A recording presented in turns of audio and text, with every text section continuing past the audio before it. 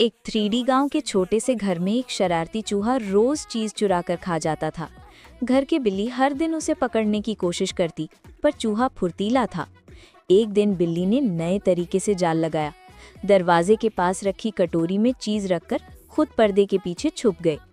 चूहा आया, चीज उठाने ही वाला था कि बिल्ली धीरे से बाहर निकली और बोली, डर मत, मैं तुझे खाना नहीं चाहती, बस दोस्त बनना चाहती हूँ। चूहा हैरान हुआ, मुस्कुराया और बोला, ठीक है, आज से चोरी भी नहीं करूँगा।